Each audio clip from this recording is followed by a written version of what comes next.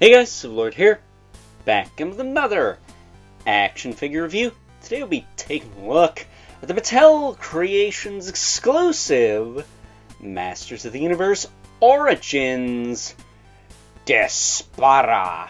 Not to be confused with that stupid ass Despacito song from what, 10 years ago now?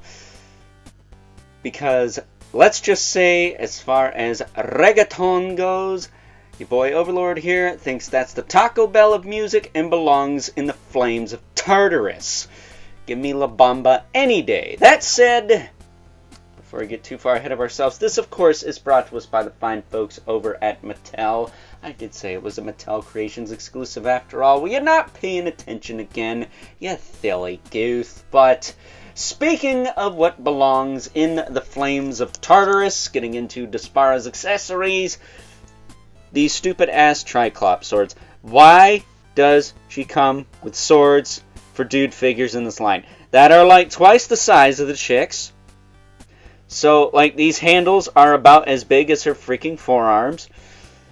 Not to mention, between Tila and Lady Slither, we have bladed weapons for female characters that would be a much better fit for good old Despara here.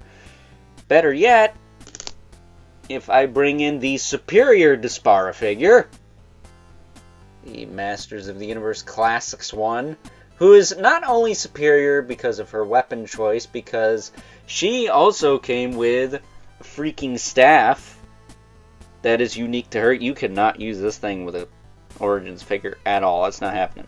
But on top of the fact that she comes with a freaking staff that is really cool looking, looks like a tuning fork, she has an alternate head for the helmet. Whereas the Origins Despara, it's just a clip-on mask, a la the She-Ra headdress thing, which I get it, I guess. But if you're gonna do that, just make it a full head mask. Have it go over the head. I'll take this head being a little smaller if it means we get the cowl on the back of this, because this one has the cowl on the back and it looks good. This one has absolutely nothing. You got Ellen DeGeneres hair on the back. Speaking of the back, this one's swords here, I think, are actually smaller than these Triclops swords. They're a little longer, but they are thinner.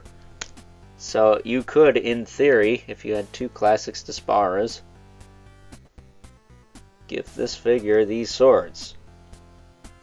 Now let's actually see how they fit in the hand, because she does have one hand that can hold weapons here. That's not terrible. I mean, it is long, but the handle is a little smaller, and the blade's a bit thinner. It looks more in scale. So why they didn't just use this mold again is beyond me, because they did it with Demo Man, they did it with Geldor. They should have done it here. Yeah, see, it's even loose in that hand. So these are definitely better. Much better fit for this figure. I'm not going to say the head is. Like, you could, in theory, probably pop the head off this Classics Despara and fit it on this body. I think the pegs are the same size. But I wouldn't do that. It's probably too big. But, yeah, I do like that Classics Despara quite a bit. But why don't we actually pop this back on, because I don't like the Ellen DeGeneres hair on Adora. I think it looks stupid, even if it is accurate, because we still have the mini comic to talk about. There you go. So, moving on from that, Despara is just another female Origins figure.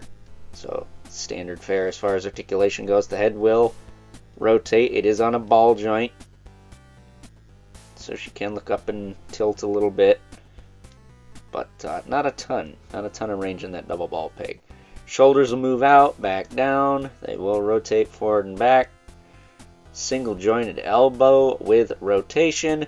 Swivel hinge wrists. That's fine.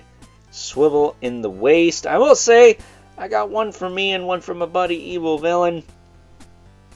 And the waists were not that tight. I don't know what the deal with that is. But it's not too bad on mine. But, you know, it wasn't much better on his. That said, the hips will kick forward, back, out, down. Got a little bit of wiggle in the peg there. A little super glue would fix that if it bothers you that much. She does have a swivel at the knee with a hinge. I will say, when you bend these knees once, they work a lot better. She does have a boot cut. And I think she's got new boots. She's obviously got a new belt piece, a new overlay for the torso, possibly a new torso piece. Possibly. Don't quote me on that, but looks like a new torso piece. I think she might have the Tila forearms, but don't quote me on that either. But the boots definitely look new. I mean, right down to this Classics one, she's got the same exact boots with that big strip on the front there. But she does, of course, have ankle hinge with rocker. And because it's a female figure, the hinges are not the tightest things ever. It was like that on both of them, so it is what it is. She has the correct hinge for holding weapons on one hand, but not the other. I don't know why. That's really stupid, especially since she has swords, but whatever. I guess if she had a staff, it wouldn't bug me too much. One thing she does have, though, she does have the holders for the swords on the back.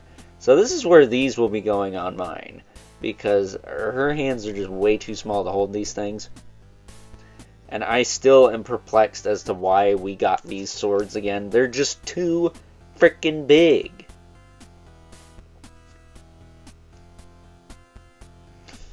It's like they are too freaking big.